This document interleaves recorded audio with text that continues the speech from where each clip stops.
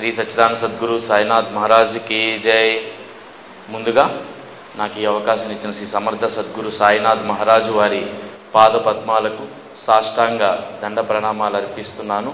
అలాగే నాకు జన్మనిచ్చి సాయి మార్గాన్ని చూపించిన నా తల్లిదండ్రుల పాదాలకు నమస్కరిస్తూ, అలాగే నాకు బాబా చూపించిన గురువు గారు, అలాగే సాయి సచరిత్రపై నాకు శిక్షణ ఇస్తున్న సాయి తత్వ ప్రచారకులు శ్రీశైలం వాస్తవ్యులు సాయిదాస్ గారి పాదాలకు నమస్కరిస్తూ, అలాగే ఈరోజు ఎంతో మహత్తరమైన రోజు, ఈరోజు తెలుగులోకి సాయి సచరిత్ర అనువాదం చేసిన పత్తినారాయణరావు గారు తెలుగు సాయి సచరిత్ర 72వ వార్షికోత్సవం సందర్భంగా ఈరోజు ఇంత మంచి అవకాశాన్ని నాకు ఇచ్చి నన్ను ప్రోత్సహిస్తున్న సాయి టీవీ అనిల్ గారికి, సాయి వాహిని మేడం గారికి హృదయపూర్వక నమస్కారాలు తెలియజేస్తున్నాను।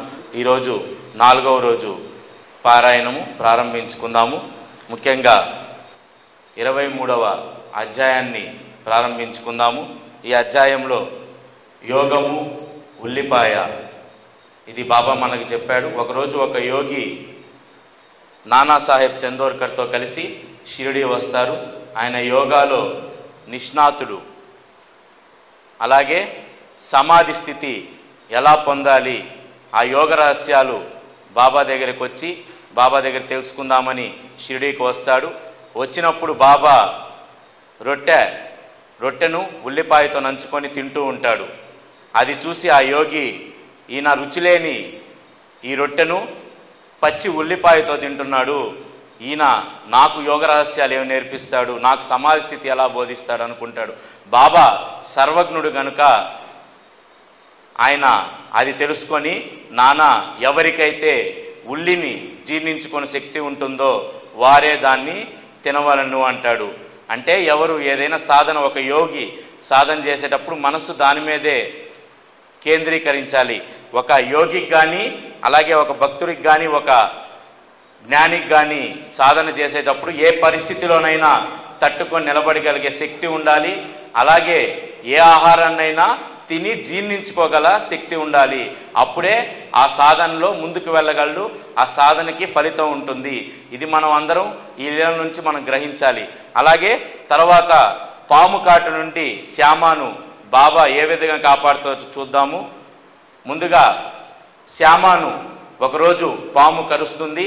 పాము కరిసిన వెంటనే ఆ చుట్టుపక్కల ఉన్న వాళ్ళు విఠోబా మందిరానికి వెళ్దాము, అక్కడైతే పాముకు వైద్యం అందిస్తారు కదా అంటే, లేదు నేను రాను, నా విఠోబా నా సమర్థ సద్గురు సాయినాథ్ మహారాజే నా విఠోబా, నేను బాబా వద్దకు వెళ్తానని పరిగెత్తుకుంటూ మసీద్ దగ్గరికి వెళ్తాడు। మసీద్ దగ్గరికి వెళ్ళగానే బాబా, ఓరి పిరి పురోహితురా, పైకెక్కవద్దు, వెడలిపో, కిందకి పో, దిగి వెళ్ళు అంటాడు। కానీ వెంటనే శ్యామ, ఏంది బాబా నన్ను కాపాడుతాడు, నన్ను రక్షిస్తాడని బాబా కోసం వస్తే బాబా ఏంది నా మీద కోపం చూపిస్తున్నాడు అని చాలా చింతిస్తాడు। తర్వాత బాబా ఆజ్ఞ ప్రకారం అక్కడే ఉండిపోతాడు। కొంతసేపు అయిన తర్వాత బాబా శాంతించి శ్యామ దగ్గరికి వచ్చి, భయపడకు, నా మీద విశ్వాసం ఉంచు, ఈ దయామయుడైన ఫకీరు నిన్ను తప్పక రక్షిస్తాడు అంటాడు। తర్వాత ఇంటికి వెళ్ళు, ఊరికే కూర్చో, బయటికి వెళ్ళవద్దు అంటాడు। వెంటనే బాబా ఆజ్ఞ ప్రకారం శ్యామ ఇంటికి వెళ్తాడు। సరే, బాబా గమ్ముగున్నాడా, మళ్ళా తాత్యాను కాకాను కూడా పంపిస్తాడు యోగక్షేమాలు తెలుసుకోమని। వాళ్ళు శ్యామ దగ్గరికి వెళ్ళి శ్యామని ఏదైనా తినమని చెప్పు, అలాగే ఊరికే కూర్చోండమని చెప్పు, అటు ఇటు తిరగమని చెప్పు, ఏదైనా ఆహారం తీసుకొని తప్పకుండా ఆయన బాగవుతుందని చెప్తారు। అట్లాగే ఆయన ఎక్కడికి వెళ్లకుండా ఆయన అక్కడే ఉండి ఆ రోగం నుంచి బయటపడుతుంది, ఆ విషం తగ్గిపోతుంది। అలాగే ఇలా బాబా పాము కాటు నుంచి శ్యామాన్ని కాపాడతాడు।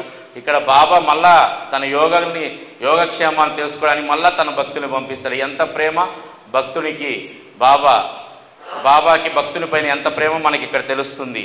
అలాగే కలరా రోగము, అప్పట్లో షిరిడీలో కలరా వ్యాధి ఎక్కువ వ్యాపిస్తుంది। అప్పుడు గ్రామ పెద్దలు 2 నిబంధనలు ఏర్పాటు చేస్తారు। ఒకటి, కట్టెల బండిని గ్రామంలోకి రానియకూడదని, అలాగే మేకను గ్రామంలో వధించకూడదని 2 నిబంధనలు ఏర్పాటు చేస్తారు। అలాగే ఈ 2 నిబంధనలు ఉత్తి చాదస్తం అని బాబా భావించి ఆ కట్టెల బండిని దునికి నిరంతరం బాబా దునిలో మంట చేసేవాడు కాబట్టి కట్టెలు అవసరం ఉన్నాయి. బాబా ఆ కట్టెల బండిని దుని దగ్గర తీసుకొచ్చి అక్కడ ఆ కట్టెలు నిల్వ చేశారు.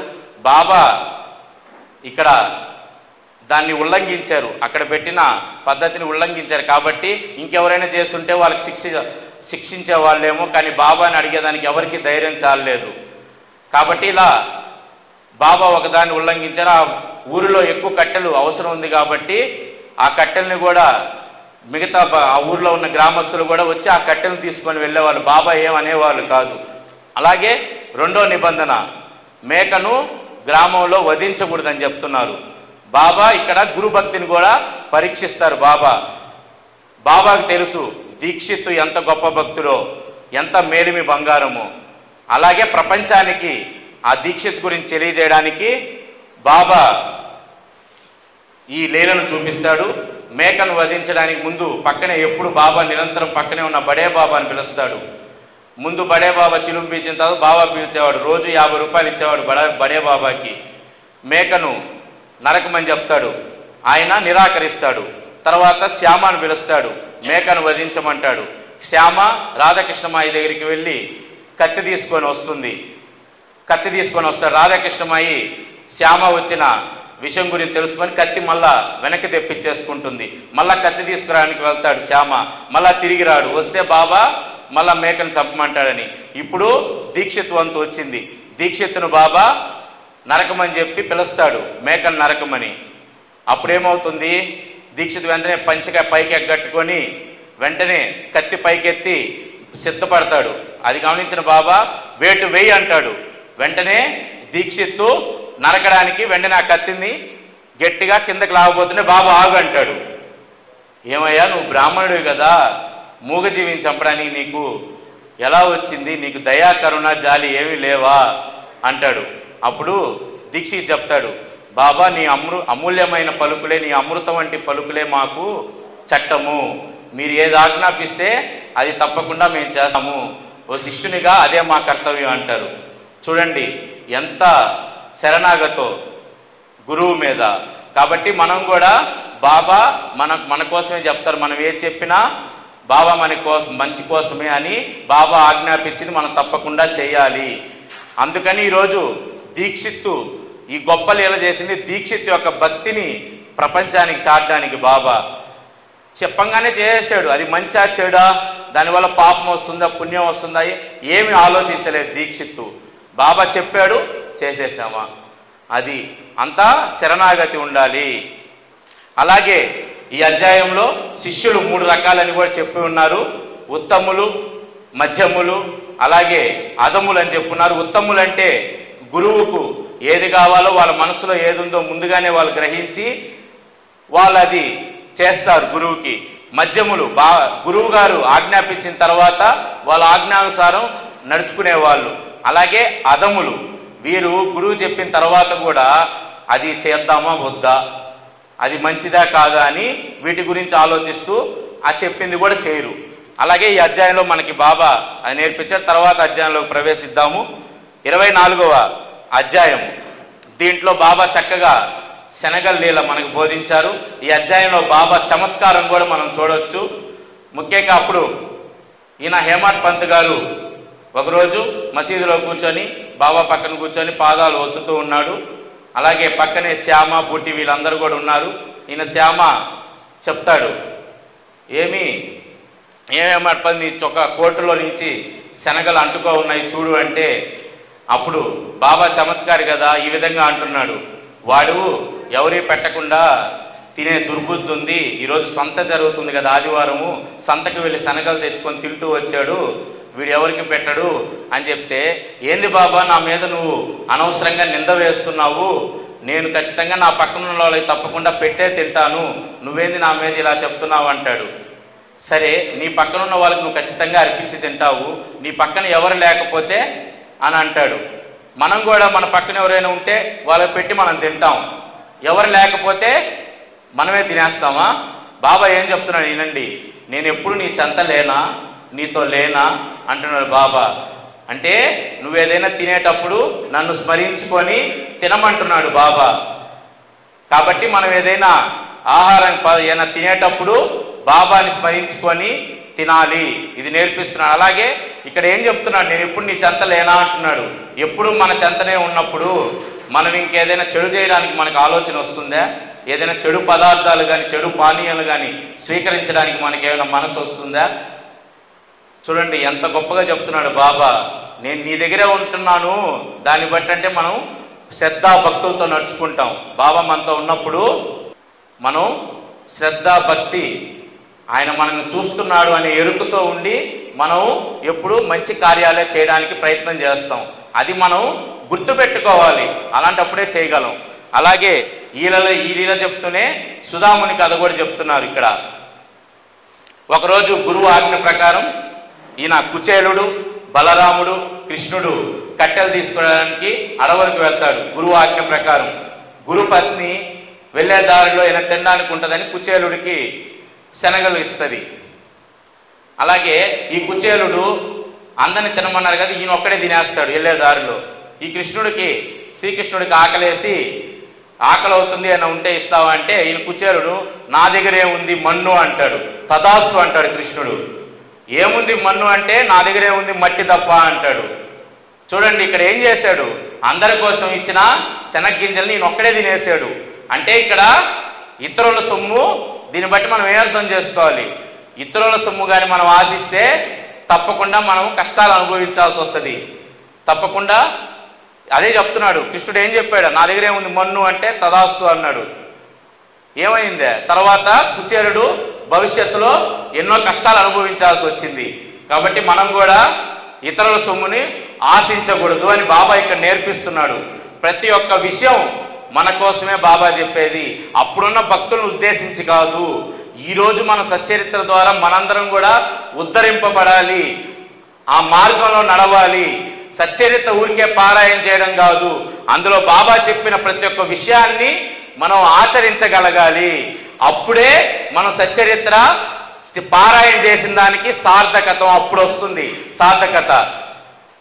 అలాగే తర్వాత ఇంకో లేదు చెప్తున్నాడు, అన్నా చించనీకర్ మావిసీబాయి, వీరిద్దరు బాబా శరీరాన్ని అటు ఇటు తోముతూ ఉన్నారు. తోముతూ ఉన్నప్పుడు ఎదురెదురుగా కూర్చున్నారు. ఇద్దరికి ఎదురెదురుగా వాళ్ళ మొహాలు ముందుకి వెనక్కి వెళ్తూ ఉన్నాయి. అప్పుడు ఈ మనీ చమత్కారి నేను మావిసీబాయి, ఈ ముసలివాడు ఏం పాడు బుద్ధి నన్ను ముద్దు పెట్టుకోవాలని ప్రయత్నం చేస్తున్నాడు అంటది. ఈయనకి కోపం వస్తుంది, నేనేంది, నాకు ఆ ఉద్దేశమే లేదు, నేను సేవ చేసుకుంటున్నాను, మీకే అది ఉందని చెప్పి వీరిద్దరు గొడవ పడుతూ ఉంటారు. ఈలోపు బాబా అది గమనించి బాబా వాళ్ళ దగ్గరికి వచ్చి ఏమన్నా, ఏమి ఒక అమ్మని బుద్ధి పెట్టుకుంటే తప్ప అని అంటాడు. చూడండి, ఒక పరస్త్రీని ఇంకో స్త్రీని బాబా ఒక తల్లితో పోల్చారు. ఇక్కడ మనం కూడా మన పక్కన ఉన్న పరస్త్రీని మనం ఒక తల్లిగా భావిస్తే మనకి ఏదైనా చెడు బుద్ధి చెడు ఆలోచనలు కలగతాయా? ఇవన్నీ అందుకే బాబా చెప్పేది, ప్రతి ఒక్కటి పాటిస్తే మనం సన్మార్గంలో నడుస్తాం. అదే ఆధ్యాత్మికత, అదే సాయి సచరిత్ర బోధించేది. కాబట్టి పరస్త్రీని ఒక తల్లిగా భావించమన్నాడు బాబా. తర్వాత అధ్యాయంలోకి ప్రవేశిద్దాము. ఇప్పుడు అధ్యాయం 25. ఇందులో దాము అన్న గురించి ఎంతో అద్భుతంగా చెప్పుకున్నారు. ఈయన దాము అన్న మంచి వ్యాపారి, గొప్ప వ్యాపారి. ఈయన ఏదైనా చేయాలన్నప్పుడు ముందుగా బాబా ఆజ్ఞ తీసుకోవడం అలవాటు. అలాగే ఈయన జట్టి వ్యాపారం చేయాలనుకుంటాడు. అంటే 2 లక్షలు వాళ్ళ స్నేహితులతో కలిసి వ్యాపారంలో 2 లక్షలు పెట్టాలి. అంటే ఇప్పుడు ఈ వ్యాపారాన్ని ఎట్లున్నాయంటే ఇప్పుడున్న కాలం ఈజీ మనీ కోసం అందరూ చూస్తున్నారు. అంతే 10% పెడితే మనకు 100% వచ్చేయాలి, అట్లా ఉన్నారు. ఇది బాబా అప్పుడే ఆ కాలంలోనే భవిష్యత్తులో ఇలా ఇబ్బందులు పడతారని ఇవి మన కోసమే చెప్పాడు. ఇది చూడండి ఏం చెప్పాడో బాబా. ఈయన ఉత్తరం రాస్తాడు ముందు శ్యామ పేరుతో. ఆ ఉత్తరం బాబా చదువుతాడు. ఏంది, ఉన్నదాంతో సంతృప్తి చెందమను ఆయన్ని దాముని, ఏంది ఆయనకి లక్షలకు సంపాదించాలని కోరుకుందా, సగం రొట్టెతో సంతృప్తి చెందమను అంటాడు. తర్వాత ఈయన నిరాశ చెందాడు. ఏంది బాబా ఒప్పుకోలేదు, ఈసారి నేను స్వయంగానే బాబా నేరుగా పోయి అడుగుతాను, అప్పుడు ఒప్పుకుంటాడని చెప్పి బాబా కాడికి వచ్చి షిరిడీకి వస్తాడు. బాబాని దర్శనం చేసుకొని చూస్తూ మనసులో అనుకుంటాడు, బాబా నన్ను కానీ వ్యాపారం చేయడానికి ఒప్పుకుంటే నీకు నేను వచ్చిన దాంట్లో లాభంలో నీకు ఇస్తాను అంటాడు. ఇప్పుడు కూడా మనం ఎంతమంది బాబా కాడికి వచ్చి మొక్కి నా వ్యాపారంలో నాకు ఇంత వస్తే నీకు ఇంత పర్సంటేజ్, ఎంతోమంది అనుకుంటాం లాభం. అది ధర్మంగా ఉండాలి. ధర్మమైన దాంట్లో మన బాబాకి ఎంత వస్తే 1000 రూపాయలకు అన్నదానం చేయిస్తా అని ఎంతోమంది మొక్కుంటుంటారు. అది ధర్మబద్ధమైన కోరిక అయితే ఆయన ఆనందిస్తాడు. అధర్మంగా వచ్చే ధనాన్ని బాబా ఎప్పుడు ఒప్పుకోడు. అధర్మంగా సంపాదించే వ్యాపారాన్ని వద్దని చెప్తున్నాడు ఇక్కడ బాబా. అదే కదా అప్పుడు కూడా బాబా సర్వజ్ఞుడు కదా, ఈయన మనసులో అనుకునేది ఇని గ్రహించి ఈ ప్రపంచ విషయాలను తగులుకోండి నాకు ఇష్టం లేదంటాడు. అంటే ఇవన్నీ డబ్బు మీద నాకు వద్దు అంటాడు బాబా. తర్వాత అది చేయొద్దు అంటాడు. బాబా ఆజ్ఞ ప్రకారం ఆ వ్యాపారాన్ని మానేస్తాడు, ఆపేస్తాడు. తర్వాత వాళ్ళ స్నేహితులందరూ నష్టపోతారు. తర్వాత ధాన్యం వ్యాపారం చేయాలనుకుంటాడు. మళ్ళా బాబా ఆజ్ఞ కోసం వెళ్తాడు. మన దాము అన్న, దాము నువ్వు రూపాయికి 5 షేర్లు కొని 7 షేర్లు అమ్మాల్సి వస్తుంది, ఇందులో కూడా నీకు నష్టం వస్తుంది, ఈ వ్యాపారం కూడా వద్దంటాడు బాబా. తర్వాత బాబా ఆజ్ఞ ప్రకారం ఆ వ్యాపారాన్ని కూడా ముగించుకుంటాడు. తర్వాత దాంట్లో కూడా నష్టం వస్తుంది. చూడండి బాబా 2 నష్టాల నుంచి భక్తులను కాపాడాడు. మనం కూడా ఏదైనా కావాలన్నప్పుడు బాబాని అడగతాం. మనం కూడా బాబా ఏది చెప్తే అది చేయాలి. కొంతమంది ఇప్పుడు చీట్ల సాంప్రదాయం కూడా బాబా చేయాలో వద్దా అని వేస్తుంటారు భక్తులు. ఒక్కసారి వేయాలి, ఒక్కసారి బాబా ఆజ్ఞ. అందుకే దీక్షిత్ అయ్యాడు. బాబా ఏది చెప్తే అది చేశాడు కాబట్టి ఈరోజు గొప్ప శిష్యుడయ్యాడు బాబాకి. అయ్యే ఈ సచ్చరిత్ర నేర్పిస్తుంది. ఒక్కసారే 3 సార్లు పెట్టేది, 2 సార్లు ఏదో వస్తే అది చేసేది, లేకపోతే మనకి ఇష్టం వచ్చిందాకా బాబాని అడగడం దేనికి? ఇంక మీరు చేసుకోవచ్చు కదా. బాబాని మనం పూర్తిగా ఆయన మీద ఆధారపడి బాబాని అడగాలి. ఆయన ఏది చెప్తే అది చేయాలి ఆయన ఆజ్ఞ ప్రకారం. ఈ కాలం చాలా మంది అటు చేస్తున్నారు. బాబా ఏది చెప్తే అది మన మంచి కోసమే, అది చేయొద్దన్నా మన మంచి కోసమే, అది అందరూ గ్రహించుకొని చేయాలి. ఇది బాబా నేర్పిస్తున్నాడు. అలాగే తర్వాత దాము అన్నకి ఎంతో కాలం నుంచి సంతానం లేదు. ఎంతో మంది జ్యోతిష్యులు చెప్పారు ఈ గ్రహాలు బాగలేవు, అవి బాగలేవు, నీకు సంతానం కలదని చెప్పారు. తర్వాత బాబా దగ్గరికి 300 మామిడి పళ్ళు వస్తాయి. ఒక 4 మామిడి పళ్ళు తీసి పక్కన పెడతాడు బాబా. పక్కన పెట్టి ఇది దాము అన్న కోసం అని చెప్పి ఒక కుండలో పెడతారు. దాని మీద అందరు చూపుంటుంది అక్కడ ఉన్న భక్తులకి. దాన్ని ఎవరు చూడబాకనే దాముకు అంటాడు. ఈలోపు దాము ఆడికి వస్తాడు. దామ్యాది తిని చావవలను అంటాడు. ఇక్కడ ఏంది అది తిని చచ్చిపోమనే బాబా కాదు, అతనిలో ఉన్న అహంకారాన్ని చంపుకోమంటాడు బాబా. చంపుకున్న తర్వాత అతనికి అన్ని ప్రసాదిస్తాడు. తర్వాత బాబా దాము అన్నని పిలిచి ఆ 4 మామిడి పళ్ళు ఇచ్చి నువ్వు ఈ చిన్న భార్యకి ఇవ్వు, మీకు సంతానం కలుగుతుంది, నా మీద విశ్వాసం ఉంచి అంటాడు. వెంటనే బాబా చెప్పిన దాని ప్రకారం ఆయనకి సంతానం కలుగుతుంది. చూడండి ఇక్కడ ఏంది, జ్యోతిష్యులు అందరూ ఏం చెప్పారు? సంతానం కలగదన్నారు. ఇక్కడ గ్రహాలు అనుకూలంగా లేకపోయినా సద్గురు అనుగ్రహం ఉంటే ఏదైనా సాధించవచ్చు. బాబా అనుగ్రహం వల్ల మనం ఏదైనా లభ్యం అవుతుంది. పూర్తిగా ఆయన మీద విశ్వాసం ఉంచాలి. ప్రతి ఒక్కటి బాబా ఫస్ట్ నుంచి చెప్పేది అదే ప్రతి ఒక్క భక్తునికి, నా మీద విశ్వాసం ఉంచండి, విశ్వాసం ఉంచండి, విశ్వాసం ఉంచండి అని. అది మనం పూర్తిగా ఆయన మీద ఆధారపడాలి. అలాగే ఇంకోటి కూడా చెప్పాడు, ఇందులో అద్భుతమైంది చెప్పున్నారు. అలాగే ఈయన దాము అన్న డౌట్ అడుగుతాడు, బాబా నీ దగ్గరికి ఎంతో మంది భక్తులు వస్తారు కదా, అందరూ తరిస్తారా? అందరికీ ఒకటే లభ్యం అవుతుందా అంటే అప్పుడు బాబా అక్కడున్న మామిడి చెట్టు చూపిస్తాడు. మామిడి చెట్టుకి పూత ఉంటుంది, అది చూపిస్తాడు. అక్కడ చూడు మామిడి చెట్టుకి పూత ఉంది, ఆ పూత అన్నీ పండ్లైతే చాలా సంతోషమే, కానీ అలా జరుగుతుంది కదా, పూతగా కొంత రాలిపోతుంది, పిందెలుగా కొంత రాలిపోతుంది, కాయలుగా కొన్ని రాలిపోతుంది, చివరికి కొన్ని పండ్లు అవుతాయి. అలాగా చేసుకున్న వాళ్ళకి చేసుకున్నంత మహాదేవ అని మహాత్ములు చెప్పారు. వాళ్ళు చేసుకోదాన్ని బట్టి, వాళ్ళ భక్తి శ్రద్ధలను బట్టి మనకి గురువు అనుగ్రహం ఉంటుంది. కాబట్టి మనందరం కూడా బాబా దగ్గర ఆ చెట్టులాగా పండ్లు అవ్వాలి. బాబా పాదాల చెంత ఆయన సేవ చేస్తూ అట్లా తరించాలి, ఆధ్యాత్మికంగా ముందుకు పోవాలి. దాన్ని బట్టి మనకి ఇక్కడ అర్థమవుతుంది. అలాగే ఈయనకి ఇంకో డౌట్ వస్తుంది, బాబా ఇప్పుడు నువ్వు శరీరంతో ఉన్నావు కదా, నాకు అన్నీ ఇస్తున్నావు కదా, రేపు నువ్వు సమాధి అయిన తర్వాత మా పరిస్థితి ఏంది అంటే ఇప్పుడు బాబా అంటాడు, నువ్వు ఎక్కడి నుంచి నన్ను పిలిచినా నేను అక్కడికి వస్తాను నీ చెంతకు అంటాడు. చూడండి ఈ రోజుకి కూడా బాబా మన కోరికలు తీరుస్తున్నాడు కదా, సమస్యలు తీరుస్తున్నాడు కదా. సమాధి నుంచే నా మానుష్య శరీరం మాట్లాడుతుంది అన్నాడు, నా ఎముకలు మాట్లాడతాయి అంటున్నాడు, నేను అక్కడి నుంచే సర్వ కార్యాలు నెరవేరేస్తానంటున్నాడు. ఈ రోజుకి ఇచ్చిన మాట ప్రకారం మనందరినీ నడిపిస్తున్నాడు సమర్థ సద్గురు సాయినాథుడు. మన కోరికలు సమస్యలు ఏమున్నా కానీ తీరుస్తున్నాడు, మనందరినీ సన్మార్గంలో నడిపిస్తున్నాడు. అది చూడండి. ఆ తర్వాత దాము అన్నకి ఎన్నో కష్టాలు వస్తాయి, సోదరి చనిపోద్ది, ఈ సోదరుల మధ్యలో గొడవలు వస్తాయి, విడిపోతారు, ఈయనకి మనశ్శాంతి ఉండదు. తర్వాత షిరిడీకి వెళ్ళి బాబాను చూడంగానే శాంతి లభిస్తుంది. తర్వాత అప్పా కొడుకన్నీ ఇంట్లో బొబ్బట్లు తిని ఆయన గంధం రాసుకుని వెళ్తాడు. ఆ తర్వాత ఏమవుద్ది, కొన్ని రోజుల తర్వాత వాళ్ళ ఇంట్లో దొంగతనం జరగద్ది. ఇంట్లో నగలు పెట్టి ఎవరు దొంగతనం చేస్తారు, ఎవరు 30 సంవత్సరాల నుంచి ఆయన స్నేహితులే చేస్తాడు. ఏం చేస్తాడు, అప్పుడు పోయి బాబా చిత్రపటం ముందు కూర్చొని ఏడుస్తాడు, బాబా నువ్వే కాపాడాలి నన్ను ఈ సమస్య నుంచి అని. వెంటనే పక్క రోజు ఉదయాన్నే ఆ దొంగ నగలు పెట్టిన తీసుకొచ్చి అయ్యా తప్పైపోయిందని మళ్ళా దాము అన్నకి ఇచ్చేసి వెళ్తాడు. ఇక్కడ ఏం చేశాడు దాము అన్న, బాబా పటం ముందు ఏడ్చాడు, అయ్యా నువ్వే నన్ను రక్షించాలి అని. మనకి ఏదైనా సమస్య వస్తే ఏం చేయాలి, పక్క వాళ్ళకి మిగతా వాళ్ళకి చెప్పి ఏడ్చుకోవాలా?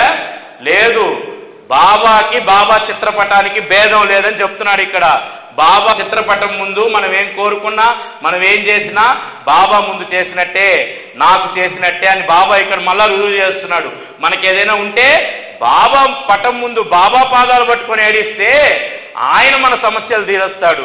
పక్కన వాళ్ళకి చెప్పుకొని వీళ్ళకి చెప్పుకొని ఏడిస్తే మనకేమీ రాదు. కాబట్టి ఇది గ్రహించాలి మనం. అలాగే 26వ అధ్యాయంలోకి ప్రవేశిద్దాము. ఇందులో హరిశ్చంద్ర పితలే ఈ భక్తుడి యొక్క కథ మనం విందాం సాయి. ఈయన గొప్ప ధనవంతుడు.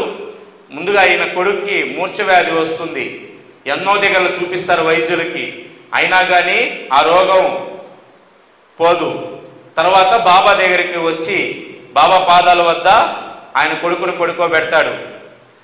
పడుకోబెట్టి అయ్యా నువ్వే కాపాడాలంటే అప్పుడు ఆ అబ్బాయికి మూర్ఛ ఎక్కువైపోతుంది. తర్వాత అక్కడ తల్లి చూస్తుంది, ఏంది అని ఏడుస్తుంది, అయ్యో అనవసరంగా తీసుకొచ్చానా అని మనసులో బాధపడుతుంటుంది. తర్వాత బాబా ఆమె దగ్గరికి వచ్చి నువ్వేం దిగులు పడకు, నా మీద విశ్వాసం ఉంచు, నీ కొడుకుని ఇంటికి తీసుకెళ్ళు, ఖచ్చితంగా ఒక అరగంట తర్వాత చైతన్యం వస్తుంది అంటాడు. ఆ తల్లి ఆ బిడ్డను తీసుకుని వెళ్ళిపోద్ది. బాబా చెప్పిన దాని ప్రకారమే మళ్ళా ఆ బిడ్డకి చైతన్యం వచ్చి లేచి నిలబడతాడు. పరుగున వచ్చేస్తుంది బాబా కాడికి, వచ్చేసి సాష్టాంగం చేసేస్తుంది బాబాకి. ఆ దంపతులు ఇద్దరు వస్తారు. తర్వాత బాబాకి చెప్తారు, అయ్యా పొరపాటు నన్నాను. ఇప్పుడు బాబా చెప్తాడు, నీ మనసులో బాబా మన మనసులో అనుకునే దానికి తెలియదా, ప్రతి దాంట్లో బాబా సర్వజ్ఞత కనిపిస్తుంది ఇక్కడ. అయ్యా నువ్వు మనసులో ఉన్న నా మీద సంశయం పడ్డావు కదా, ఇప్పుడు అవన్నీ తీరేయ్యా, నా మీద విశ్వాసం ఉంచితే ఖచ్చితంగా ఇక్కడ ఏమర్థం చేసుకోవాలి, మనం పూర్తిగా బాబా మీద విశ్వాసం ఉంచితే తప్పకుండా మనల్ని రక్షిస్తాడు బాబా. పూర్తిగా ఆయన మీద మనం విశ్వాసం ఉంచాలి, అది మనం నేర్చుకోవాలి. ఆ తర్వాత బాబాకి తాంబూలం పండ్లు సమర్పిస్తారు, అక్కడ ఉన్న వాళ్ళకి మిఠాయి పంచి పెడతారు. తర్వాత వీళ్ళు వెళ్ళేటప్పుడు బాబా దగ్గరికి వెళ్ళి సెలవు తీసుకునేటప్పుడు బాబా ఒక 3 రూపాయలు, నేను ఇంతకు ముందు నీకు 2 రూపాయలు ఇచ్చాను, ఇప్పుడు ఈ 3 రూపాయలు తీసుకో అని చెప్పి బాబా చెప్తాడు. తర్వాత నీకు మేలు జరుగుతుంది, ఇంటికి తీసుకువెళ్ళి పూజించి అంటాడు బాబా. అలాగే ఇంటికి తీసుకొచ్చి పూజలో పెట్టుకొని తన తల్లికి చెప్తాడు, నేను బాబా దగ్గరికి మొదటిసారే కదా వెళ్ళింది, కానీ బాబా ఏంది నాకు ఇంతకు ముందు 2 రూపాయలు ఇచ్చానని చెప్తున్నాడు అని చెప్తాడు. తర్వాత వాళ్ళ తల్లి చెప్పద్ది, నువ్వే విధంగా అయితే నీ బిడ్డను తీసుకొని బాబా దగ్గరికి వెళ్ళావో, నువ్వు చిన్నతనంలో నీ తండ్రి కూడా నిన్ను తీసుకుని అక్కలకోట మహారాజు దగ్గరికి వెళ్ళాడు, అప్పుడు మీ తండ్రికి బాగలేకపోతే ఆయన 2 రూపాయలు దక్షిణ ఇచ్చి పూజలో పెట్టుకోమంటాడు. మీ తండ్రి బతుకున్నంత కాలం ఆయన పూజించారు, తర్వాత అది కనుమరుగైపోయింది. తర్వాత నువ్వు ఎంతో అదృష్టవంతుడివి, నీకు బాబా 3 రూపాయలు దక్షిణ ఇచ్చాడు, నీకు మేలు కోసం ఇచ్చాడు, నువ్వు దాన్ని పూజించి అంటాడు. ఇక్కడ ఇచ్చిన 3 త్రిమూర్తి స్వరూపం, దత్తా అవుతారు, వాళ్ళు దత్త సాంప్రదాయాన్ని నమ్ముతారు. కాబట్టి ఇక్కడ ఏం చెప్తున్నాడు బాబా, నేను ఇచ్చానన్నాడా, అక్కలకోట మహారాజు ఇచ్చానన్నాడా, నేను ఇచ్చానన్నాడు. కాబట్టి దత్తా అవతారం అక్కలకోట మహారాజు కూడా నేనేను, ఆ అవతారంలో నేనేను మీకు ఇచ్చింది అని చెప్తున్నాడు బాబా. కాబట్టి అన్ని అవతారాలు దత్తా అవతారం నేను అని బల్ల గుద్ది చెప్తున్నాడు బాబా. అలాగే తర్వాత గోపాల్ అంబాడేకర్, ఈయన గురించి చెప్పుకుందాము. ఈయన బాబాకు ప్రియభక్తుడు. అలాగే ఈయన ఆబ్కారీ డిపార్ట్మెంట్లో 10 సంవత్సరాలు పనిచేశాడు. తర్వాత కొన్ని వ్యాపారాలు చేసేది అయిపోయింది. ఇంచుమించు ఒక 7 సంవత్సరాల నుంచి ఎన్నో కష్టాలు అనుభవిస్తాడు. బాబా దగ్గర ప్రతి షిరిడీకి 7 సంవత్సరాలు ప్రతి సంవత్సరం వచ్చి బాబాను వేడుకుంటాడు కష్టాలు తీర్చమని. అయినా ఆయన కష్టాలు పోవు. ఎందుకు పోవో బాబా ఇప్పుడు చెప్తాడు. తర్వాత ఒకరోజు షిరిడీకి వచ్చి దీక్షితువాడ వెనక ఒక బండి మీద కూర్చొని, ఎద్దుల బండి మీద కూర్చొని ఇంకా నేను చావాలని ఆయన డిసైడ్ అయిపోతాడు. ఇది ఈయన ఒకటి ధరిస్తే బాబా ఇంకోటి తలస్తాడు. అంటే బాబా ఊరికే భక్తుల్ని చనిపోనిస్తాడా? కాదు. బాబా ఏం చేస్తాడు, సగున్ మేర్ నాయక్ అని ఒక హోటల్ ఓనర్ ఉంటాడు అక్కడే, ఆయన పంపిస్తాడు. ఆయన వచ్చి అంబాడేకర్ని పిలిచి అక్కలకోట మహారాజు గ్రంథాన్ని చదివేవా అంటాడు. నేను చదవలేదు అని చెప్తాడు ఈయన.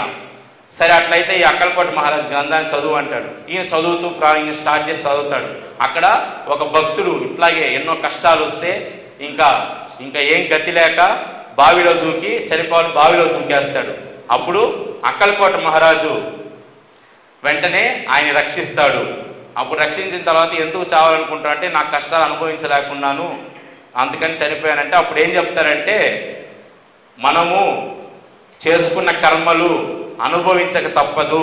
మనం ఒకవేళ ఇప్పుడు ఆ కష్టాలు ఎక్కువైపోయి చనిపోవాలనుకుంటే ఇప్పుడు ఇదొక కర్మగా మళ్ళా మారుతుంది, మళ్ళా ఇంకో జన్మ తీసుకొని ఆ కర్మను అనుభవించాల్సి వస్తుంది.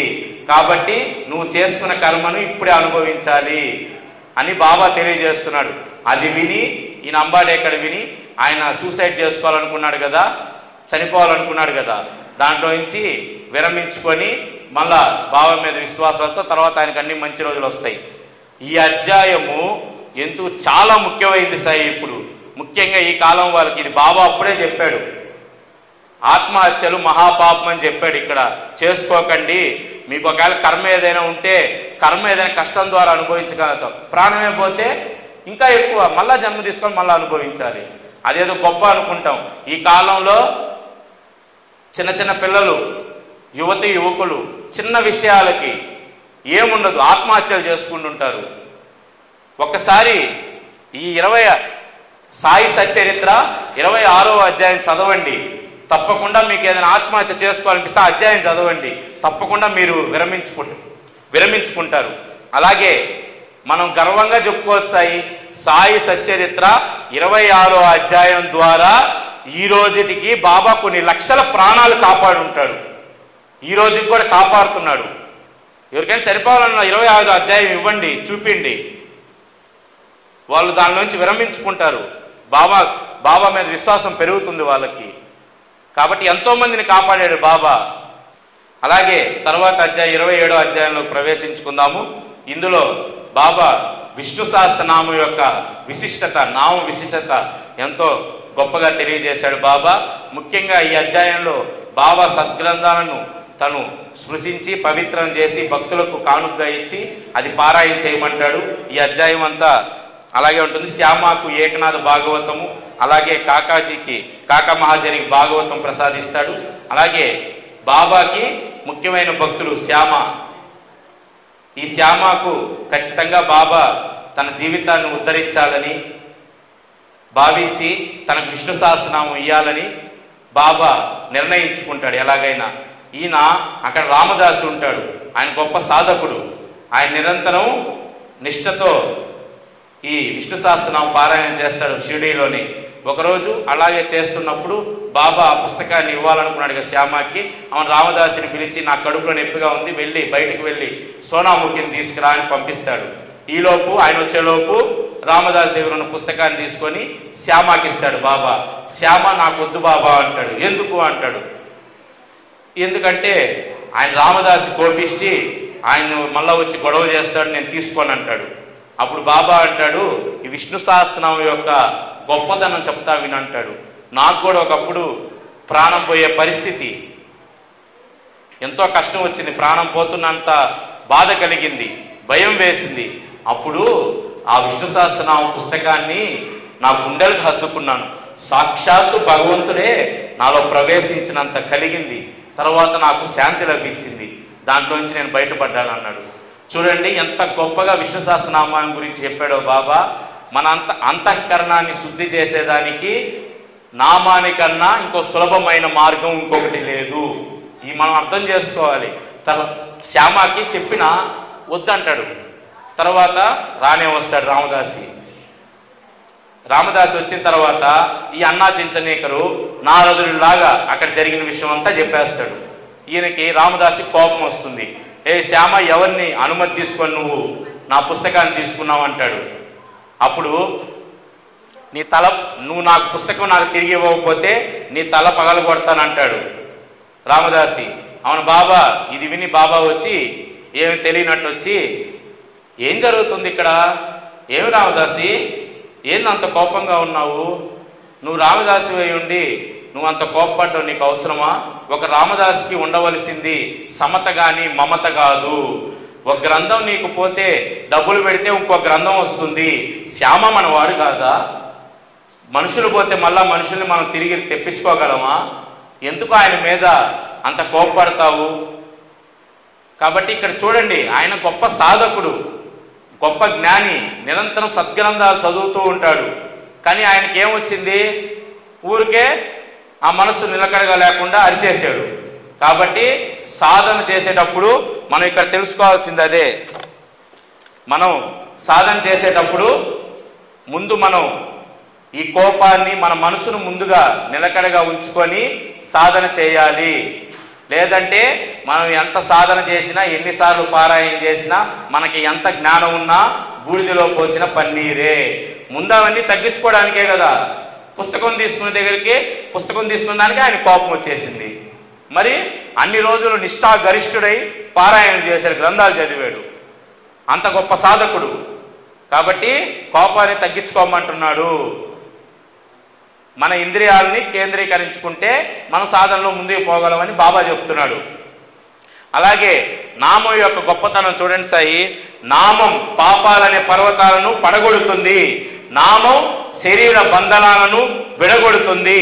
నామం కోటి చెడు వాసనలను సమూలంగా తీసివేస్తుంది. నామం కాలుని మెడను విరిచేస్తుంది. నామం జనన మరణ చక్రాలను తప్పిస్తుంది. చూడండి ఎంత అద్భుతంగా చెప్పుకున్నారు ఓవిలో మనమ్మ గారి దాంట్లో. నామం అంత గొప్పది.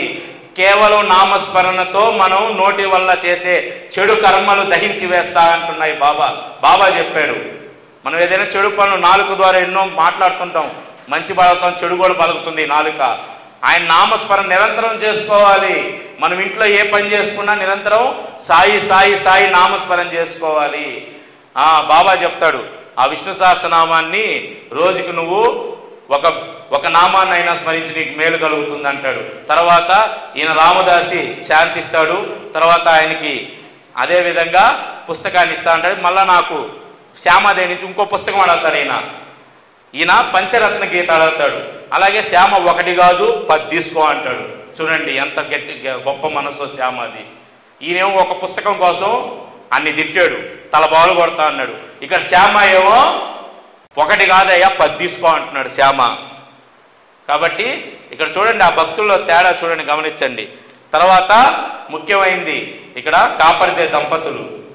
ఈయన కాపర్దే గారు గొప్ప న్యాయవాది, జడ్జి. ఈయన ఢిల్లీ కౌన్సిల్లో సభ్యులుగా కూడా పనిచేశారు. వీళ్ళ దంపతులు ముఖ్యంగా వాళ్ళ భార్య షిరిడీలో ఆయన 4 నెలల నుండి బాబాను సేవించుకున్నారు. వాళ్ళ భార్య ఒక 7 నెలల నుండి ప్రతిరోజు నియమంగా మధ్యాహ్నం 12 గంటలకు బాబాకు నైవేద్యం చేసి తీసుకెళ్లేది. బాబా ఎంతో ఆనందించేవాడు. మనం కూడా ఏదైనా నియమంగా చేస్తే బాబా ఎంతో ఆనందిస్తారు సాయి. ముందు బాబా నియమంగా పాటించమంటాడు మనకి. అందుకే మనం అన్ని నేర్పించేది అదే, సమయ పాలన, నియమంగా. ఇలా ప్రతినిత్యం ఎన్నో లీలలు చూపించున్నాడు ఆ నియమం గురించి బాబా. అలాగే బాబా చెప్తాడు, ఒకరోజు అట్లాగే ఆమె నైవేద్యం తీసుకొస్తే బాబా అన్ని నైవేద్యాలు పక్కన పెట్టేసి ఆయన తీసుకున్నప్పుడు శ్యామ అడుగుతాడు, ఏమయ్యా నీకు మా మీద ఏంది అంత ఇది, మమ్మల్ని అంత తక్కువగా చూస్తున్నావు, అదే ఆమె తెచ్చిందే నువ్వు స్వీకరిస్తున్నావు అంటే, ఆమె నా కోసం నియమంగా తెస్తుంది, మా ఇద్దరిది ఇప్పుడు సంబంధం కాదు, ఎన్నో జన్మల నుంచి ఆమె నాకు తెలుసు అంటాడు. ఆమె అంతకుముందు పూర్వజన్మలో ఒక వర్తకుని వ్యాపారస్తుని ఆవు బాగా పాలిచ్చేదంట. తర్వాత వైష్ణవ కుటుంబంలో పుట్టాడు. తర్వాత క్షత్రియునిగా, తర్వాత బ్రాహ్మణు కుటుంబంలో జన్మించింది ఇప్పుడు. అట్లా పూర్వజన్మ వృత్తాంతం అంతా బాబా చెప్తాడు. ఎందుకు చెప్తున్నాడు? ఒరే నాకు మీ జన్మలు మీ గతులన్నీ నాకు తెలుసురా, అంతకుముందు మీ జన్మలో ఏం చేశారు అన్నీ నాకు తెలుసు. ఇక్కడ మన సనాతన ధర్మంలో ఉన్న పూర్వజన్మ వృత్తాంతం గురించి కూడా బాబాకి తెలుసు అని తెలియజేస్తున్నాడు మన అందరికీ. కాబట్టి మనం అంత చేసుకున్న మన జన్మలో మనం చేసుకునే అన్ని మనకు తెలియకపోయిన ఎవరికి తెలుసు? బాబాకు తెలుసు. కాబట్టి ఆమెని తెచ్చింది అంత ఇదిగా ప్రేమించి ఆమె తెచ్చింది అంత స్వీకరించాడు. అలాగే తర్వాత బాబాకి ఎంత భక్తో చూడండి, శ్రద్ధగా వినండి. అయిపోయిన తర్వాత ఆమె బాబా కాళ్ళు ఒత్తుతుంది. ఆ తర్వాత బాబా ఆమె చేతులు ఒత్తుతాడు. ఇక్కడ భగవంతుడికి మనం ఎంతో సేవ చేస్తాం, భగవంతుడు భక్తునికి సేవ చేస్తున్నాడు. ఎంత అదృష్టవంతరాలో చూడండి. సాయి కాపర్దేవుల భార్య, ఆ అదృష్టం ఎవరికి దక్కుతుంది? అది చూసి శ్యామ ఏమంటారు, అబ్బా భలే ఉందయ్యా ఈ సీను, భక్తుడు శిష్యులు ఇద్దరు కలిసి ఒకరికొకరు సేవ చేసుకుంటున్నారు, భలే ఉంది అంటాడు శ్యామ. నిజమే కదా. మనం ఇంకా డెప్త్లోకి వెళ్తే అంత ఆత్మస్వరూపం, భగవంతుడు భక్తుడు ఒక్కటే అని బాబా ఇక్కడ చెప్తున్నాడు మనందరికీ. మనం బాబాకు సేవ చేసేది కాదు, బాబా మనకు సేవ చేస్తున్నాడు. బాబా మనకు సేవ చేస్తున్నాడు కదా. ఏమి మన అన్ని నడిపిస్తున్నాడంటే బాబా మనకి ఊరికే అది ఊరికే చేయడం. మనం ఏమన్నా బాబాకి అని ఇస్తున్నావా? రా బాబా నన్ను కాపాడంటే వచ్చి పరిగిస్తుంటే వచ్చి రక్షిస్తున్నాడు కదా. బాబా మనకు సేవ చేస్తున్నట్టు కదా, మనం అదృష్టవంతులం కాదా? మనకి ఏది కావాలో అది మనకి పెడుతున్నాడు కదా, అందిస్తున్నాడు కదా, మనకు సేవ చేస్తున్నట్టే లెక్క. కాబట్టి అప్పుడు బాబా శరీరంతో ఉన్నప్పుడు ఆ స్పర్శనికి ఆమె ఎంతో ఇదయింది, ఎంతో అదృష్టం ఆమెకి. అలాగే ఇప్పుడు 28వ అధ్యాయంలోకి ప్రవేశిద్దాము. అలాగే ఇక్కడ షిరిడీకి లాగబడిన భక్తులు, మనం పిచ్చుక కాలికి దారం గట్టి లాగినట్లు బాబా మనల్ని షిరిడీకి రప్పించుకుంటాడు. ఈ అధ్యాయంలో చూద్దాం. లాలా లక్ష్మీచంద్, ఈయనకి బాబా స్వప్నంలో దర్శనమిచ్చి షిరిడీకి రమ్మంటాడు. తర్వాత ఈయనకి బాబా ఎవరో తెలియదు. తర్వాత పక్కన దాస్గన్ హరికీర్తనలు జరుగుతూ ఉంటే అక్కడికి వెళ్తే బాబా చిత్రపటం ఉంటుంది అక్కడ.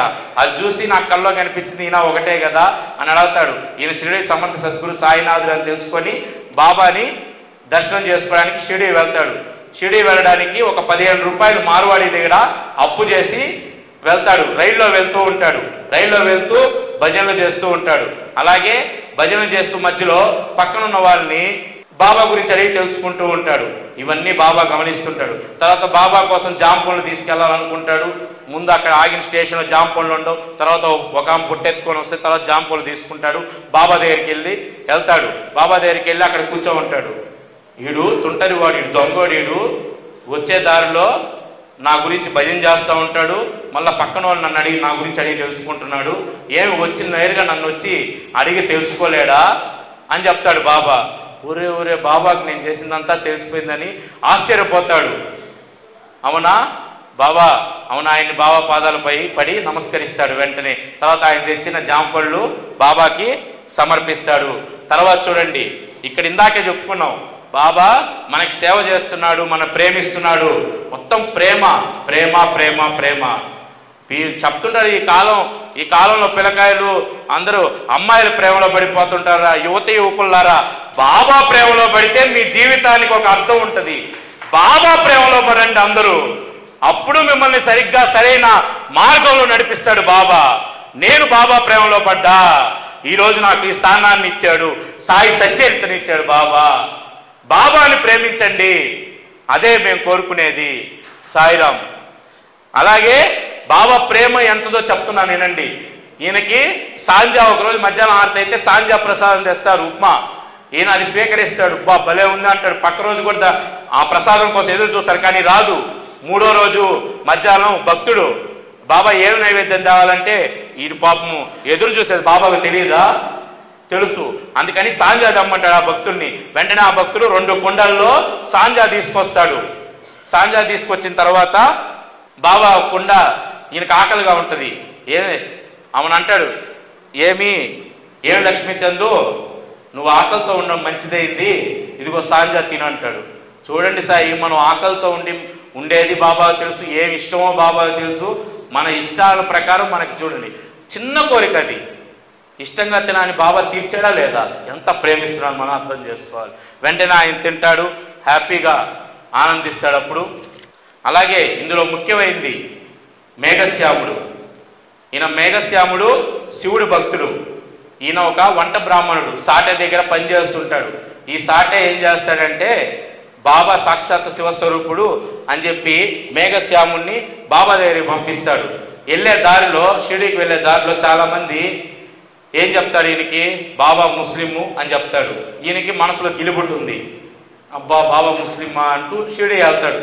వెళ్ళంగానే మసీద్ దగ్గరికి వెళ్తే అవును బాబా ఏం చెప్తాడా, వాడిని తన్ని తరివేయండి, వాడు గొప్ప జాతి బ్రాహ్మణుడు, నేను తక్కువ జాతి మహమ్మదీయుడిని అని చెప్తాడు.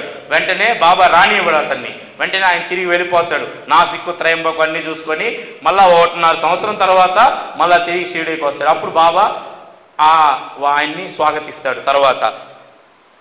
తర్వాత ఎంత గొప్ప అవకాశం వస్తుందో చూడండి ఈయనకి, మేఘశ్యాముడికి.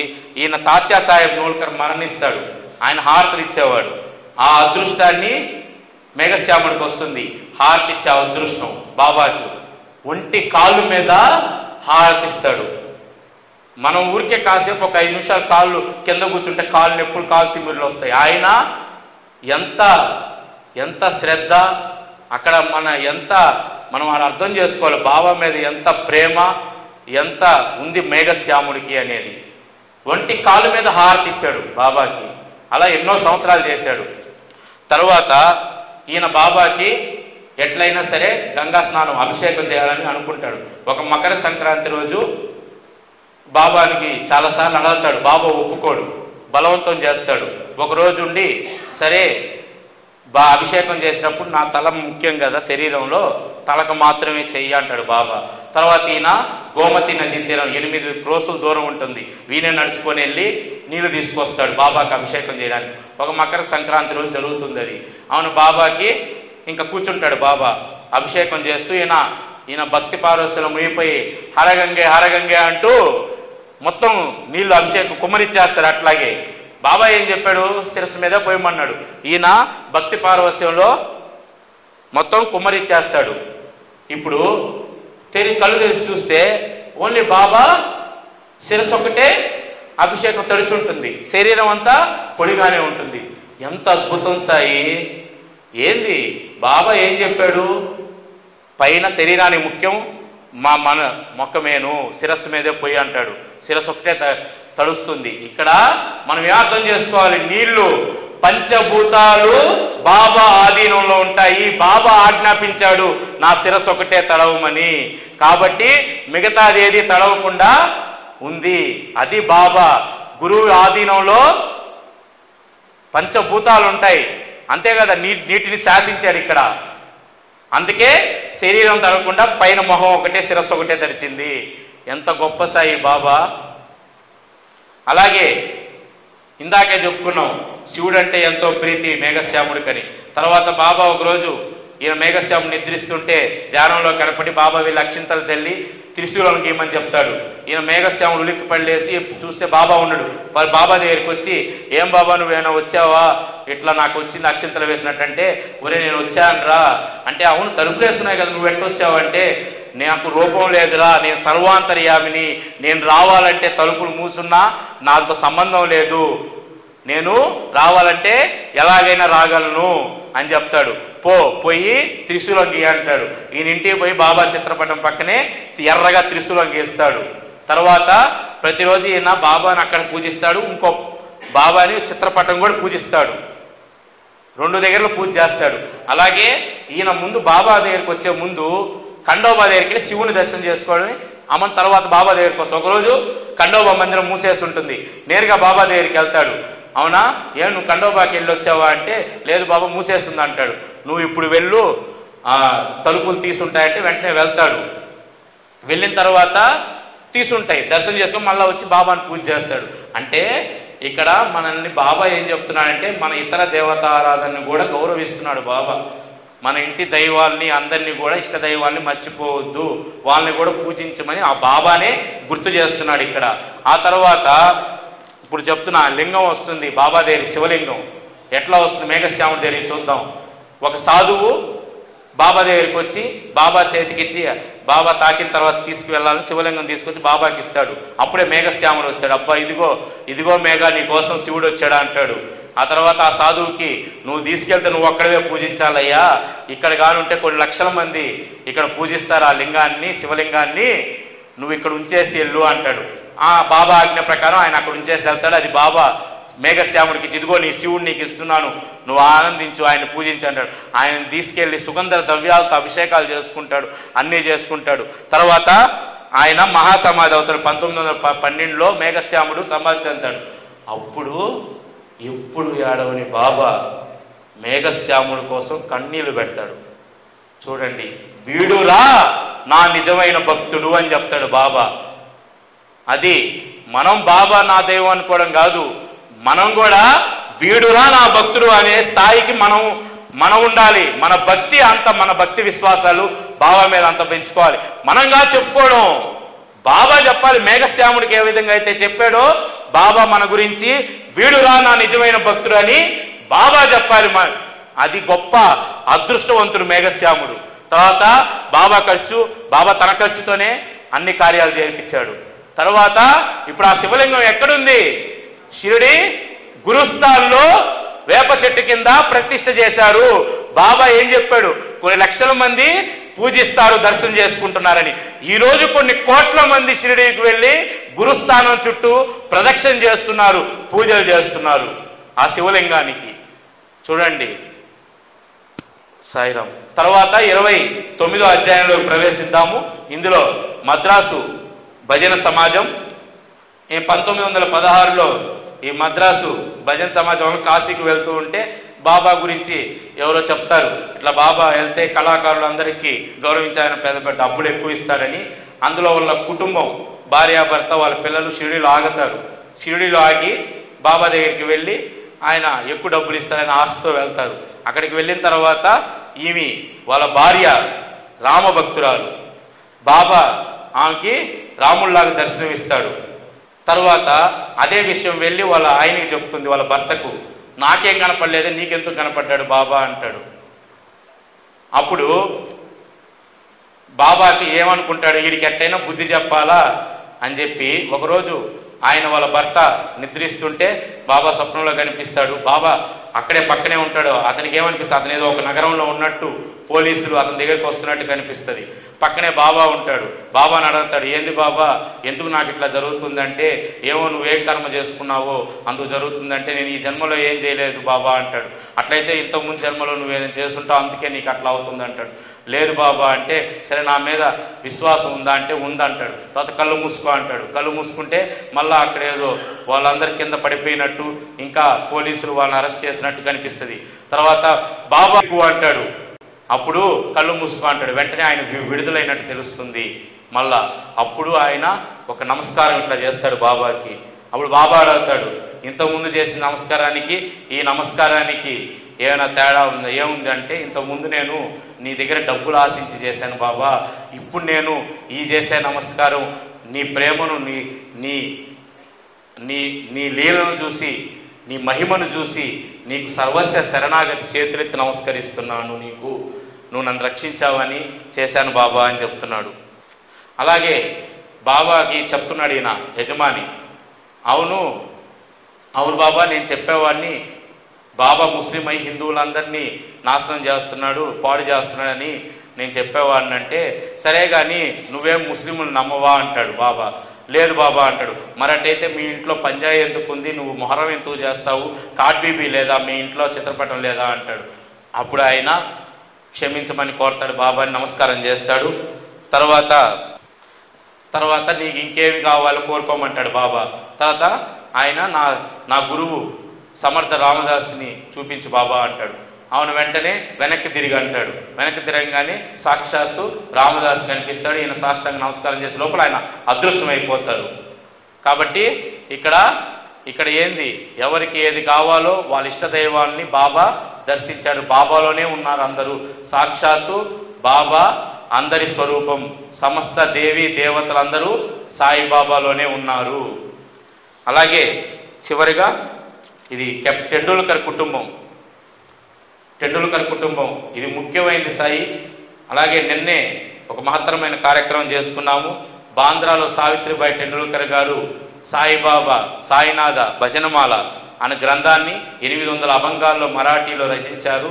వారు కేదార్ విభాకర్ టెండూల్కర్ గారు ఇక్కడికి విచ్చేశారు. అది తెలుగులోకి అనువాదం చేశారు సాయినాథ భజనమాల.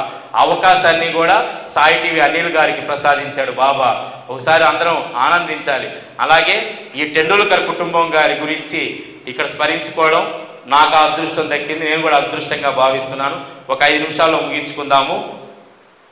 అలాగే ఆ రోజు వాళ్ళ కుమారుడికి సావిత్రిబాయి కుమారుడికి వైద్య పరీక్ష ఉంటుంది.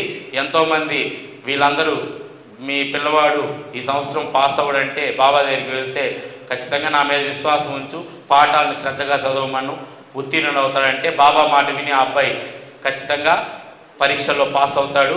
ఆ తర్వాత రఘునాథ్ టెండూల్కర్ ఈయన ఫారిన్ కంపెనీలో పనిచేస్తూ ఉండేవాడు. తర్వాత ఆరోగ్యం బాగలేకపోతే వాలంటరీ రిటైర్మెంట్ తీసుకుంటారు. ఆయనకి 150 రూపాయలు జీతం వచ్చేది. పెన్షన్ అంటే సుగమే వస్తుంది కదా, 75 రూపాయలు రావాలి. తర్వాత 15 రోజుల క్రితం పెన్షన్ వచ్చే 15 రోజుల క్రితం బాబా స్వప్నంలో సావిత్రిబాయికి కనిపించి, నీకు వచ్చే పెన్షన్తో నీకు తృప్తైన 100 రూపాయలు వస్తుందంటే, బాబా నాకు ఎంత వచ్చినా నాకు సంతోషమే, మమ్మల్ని నడిపించేది మమ్మల్ని పోషించేది నువ్వే కదా, నాకు 30 వచ్చినా దాంట్లో నువ్వు మమ్మల్ని పోషించగలిగితే సంతోషమే, నువ్వు నీ ఇష్టం, నువ్వు ఎంత ఇవ్వాలనుకుంటే అంత ఇవ్వు అంటాడు. ఆ భక్తి ప్రేమలకు మెచ్చి బాబా 110 రూపాయలు పెన్షన్ ఇప్పిస్తాడు. చూడండి అక్కడ కూడా ప్రేమకి ఎంత లొంగుతాడో భగవంతుడు. అలాగే చివరి అధ్యాయం 30 అధ్యాయం చెప్పుకుందాం సాయి. ఇక్కడ కాకాజీ వైద్య ఈయన సప్తశృంగి అమ్మవారి పూజారి. ఈయన ఎంతో శాంతి ఉండదు, మనశ్శాంతి ఉండదు ఈయనకి. అమ్మవారిని ఒకరోజు వేడుకుంటాడు, అమ్మ నాకు శాంతి కలగాలంటే ఏం చేయాలని. అమ్మవారు ఉండి బాబా దర్శనం చేసుకో అంటాడు. ఈయన త్రయంబకం వెళ్ళి శివుడి దర్శనం చేసుకుంటాడు. అక్కడ శివుడికి అభిషేకాలు చేస్తాడు. అయినా శాంతి లభించడం, మనశ్శాంతిగానే ఉంటుంది. తర్వాత మళ్ళా వస్తాడు, మళ్ళా అమ్మవారిని కోరుకుంటాడు. మళ్ళా అమ్మ కల్లో కనిపించి, శివుడు నువ్వు బాబా అనేది అక్కడున్న శివుడు కాదు, షిరిడీలో ఉన్న బాబా అని నేను చెప్పిందంటే, ఈయనకి షిరిడీకి వెళ్ళాలంటే ఎలా వెళ్ళాలో తెలియదు. అందుకోసం బాబా చేసిన ఏర్పాటు చూడండి. ఇక్కడ బాబా ఏం చేస్తాడు, శ్యామ మొక్కును గుర్తు చేస్తాడు. వాళ్ళ అమ్మ 30 సంవత్సరాల క్రితం మొక్కున్న మొక్కుని ఒక జ్యోతిష్యం చేత తీసుకొచ్చి సప్తశృంగి దేవికే మొక్కు ఉంటాడు. ఈయన ఆ మొక్కు గురించి తెలియగానే బాబా దగ్గరికి వచ్చేస్తాడు. బాబా దగ్గరికి వచ్చి, నువ్వేను నాకు సప్తశృంగి దేవత అంతా నువ్వేను, నేను మొక్కు నీకే చెల్లిస్తా అంటే బాబా ఒప్పుకోడు. ఎందుకు ఒప్పుకోడు? ఇందాక అక్కలకోట మహారాజు అన్నీ నేనే అన్నాడు కదా, మరి ఇప్పుడు ఎందుకు ఒప్పుకోడు అంటే, అక్కడ ఒక భక్తుని రప్పించుకోవాలా, అందుకు శ్యామాను అక్కడికి పంపించాలి, అందుకని ఆ లీల చేయాలి, కాబట్టి నువ్వు అక్కడికే సప్తశృంగి దేవికి అమ్మవారి కాడికి వెళ్ళి చెల్లించమంటాడు. ఈయన బాబా చెప్పిన ఆజ్ఞ ప్రకారం అక్కడికి వెళ్తాడు, పూజలు చేస్తారు. అంతా అయిపోయిన తర్వాత అక్కడ ఈయన అడగతాడు, కాకాజీ వైద్య మీరు ఎక్కడి నుంచి వచ్చారంటే మేము షిరిడీ నుంచి వచ్చామని. ఈయన ఆనందపడిపోతాడు. ఏమని, బాబాని నా కోసం పంపించాడని చెప్తాడు. అవును, ఇద్దరు కలిసి షిరిడీకి వస్తాడు.